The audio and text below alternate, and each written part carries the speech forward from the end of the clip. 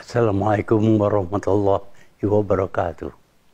Tuan-tuan dan puan-puan, izinkan saya bercakap sedikit berkenaan dengan penyakit yang merebak di negara kita. Penyakit yang dikenali sebagai coronavirus yang sudah jadi satu epidemik, merebak seluruh dunia. Saya lihat keadaan di Malaysia dan saya nampak seolah-olah orang Malaysia ni tidak begitu serius berkenaan dengan menangani coronavirus ini. Kalau kita tidak berjaga-jaga, dia akan terkena kepada ribuan rakyat Malaysia. Dan ramai daripada mereka akan meninggal kerana penyakit ini. Penyakit ini luar biasa. Dia adalah penyakit yang disebabkan oleh satu virus yang diberi nama corona. Kerana itulah bentuk virus itu. Dan virus ini tidak pernah didapati dahulu. Tetapi dia sekarang ini merebak dan dia mudah menjangkit. Iaitu kalau kita menempuh ataupun berdekat dengan orang yang sakit, mungkin kita akan dapat jangkitan. Umpamanya kalau orang sakit itu tidak pakai mask dan dia batuk ataupun bersin, kita mungkin dapat. Sebab itu cara kita elak daripada dijangkiti, kita mesti jauhkan diri daripada orang yang mengidap sakit ini. Tetapi orang ini pun kadang-kadang dia tidak sedar bahawa dia sudah dapat sakit ini kerana pada mulanya tidak ada kesan kesakitan ini. Mungkin cuma suhu badan saja naik sedikit. Tetapi dalam jangka masa yang pendek akan datanglah ada simptom-simptom yang lain yang mungkin membawa maut.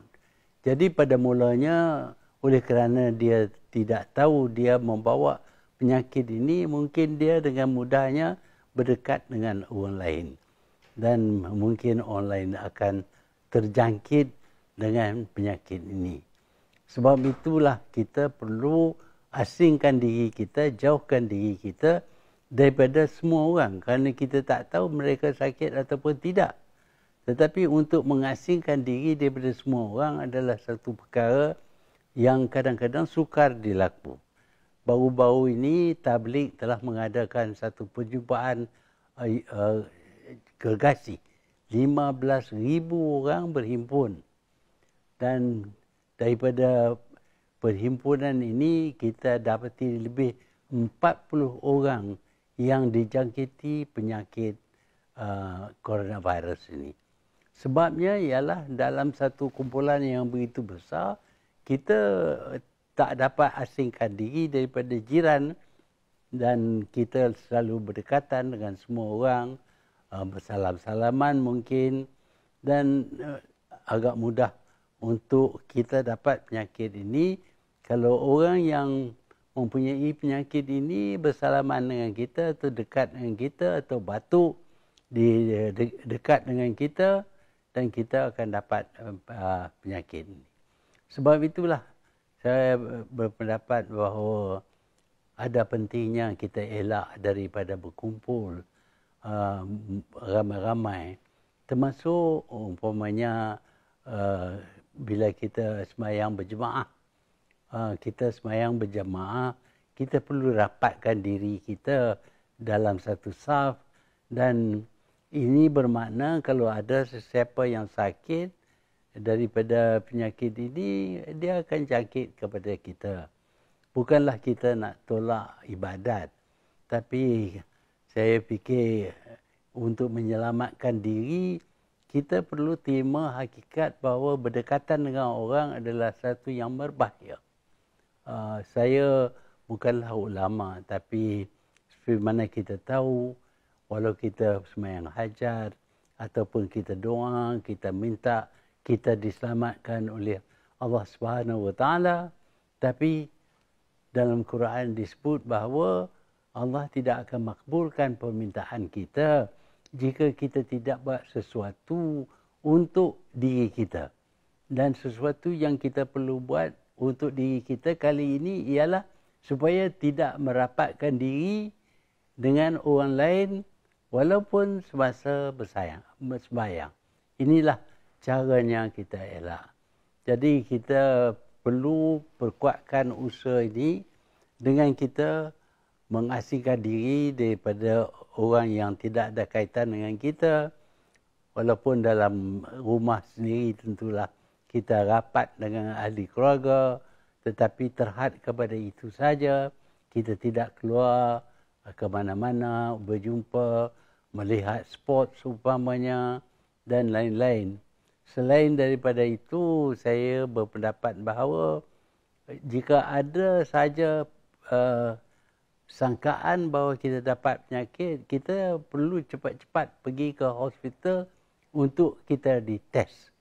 Bahkan segala pelawat-pelawat yang nak melawat ke mana-mana perlu dites sebelum mereka boleh ke mana-mana ataupun naik kenderaan apa-apa, sama ada bas ataupun pesawat terbang.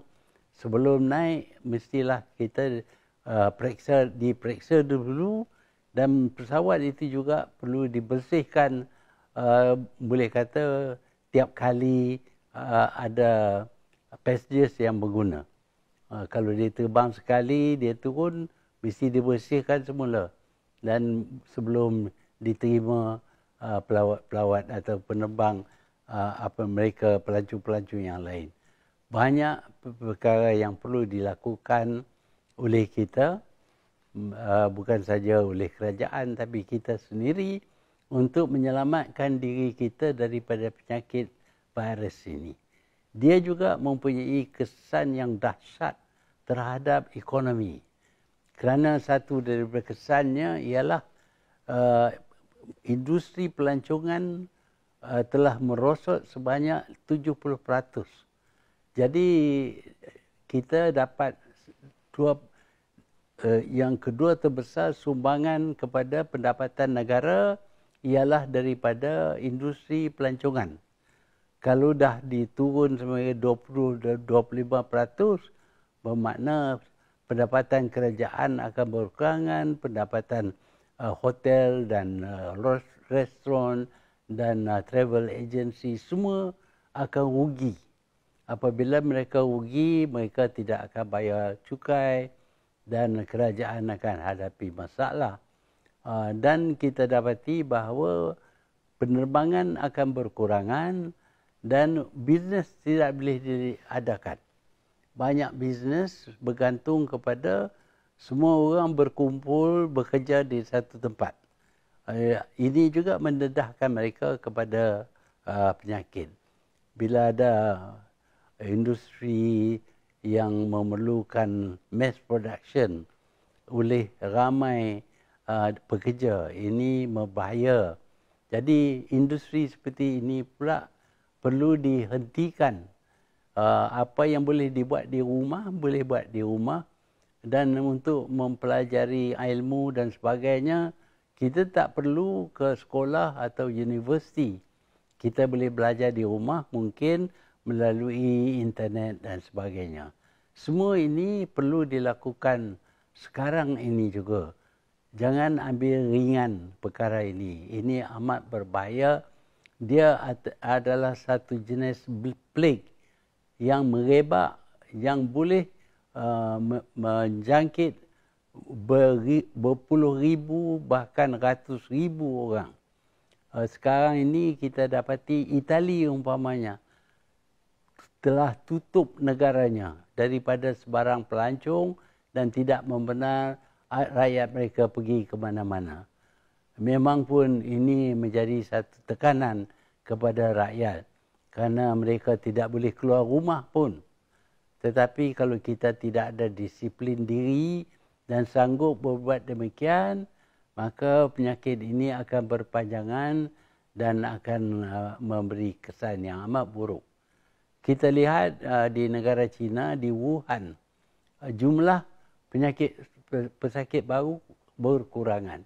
Ini kerana orang-orang Cina ni amat berdisiplin.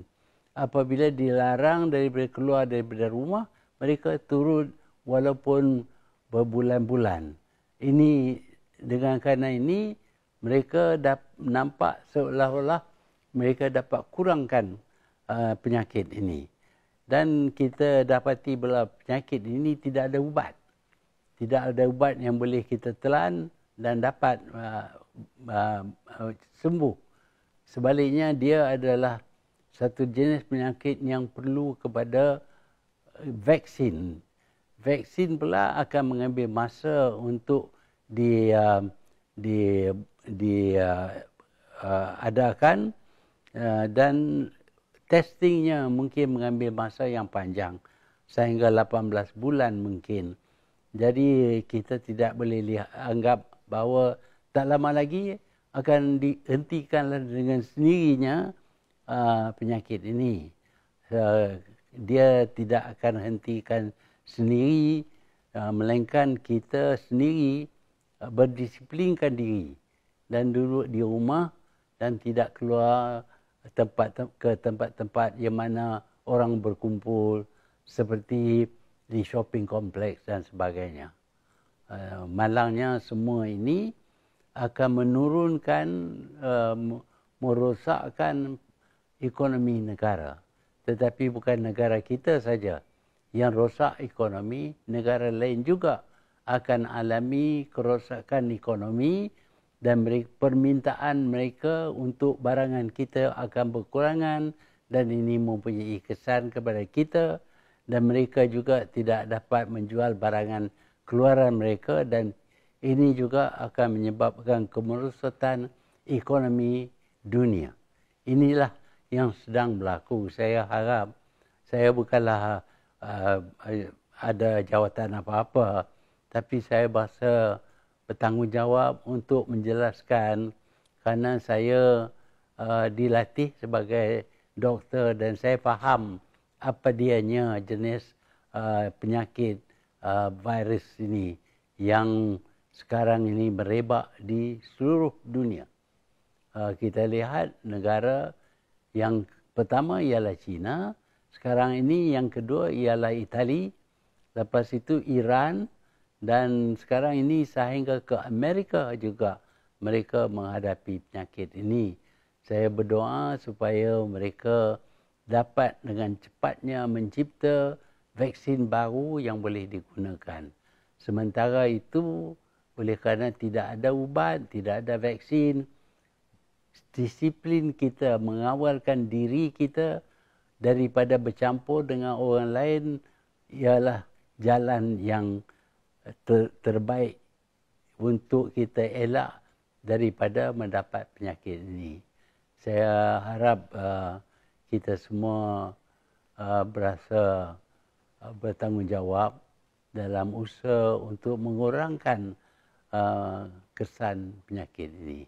InsyaAllah, kalau kita berusaha, Allah akan makbulkan usaha kita. Sekali lagi saya ingin ucap terima kasih kepada staf di hospital dan staf Kementerian Kesihatan yang merupakan orang yang terhadapan menghadapi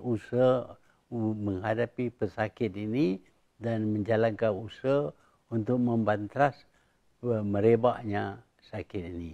Saya ucap terima kasih kepada doktor dan jururawat dan pegawai-pegawai rendah dan tinggi yang terlibat dalam usaha kita untuk menyelamatkan rakyat Malaysia.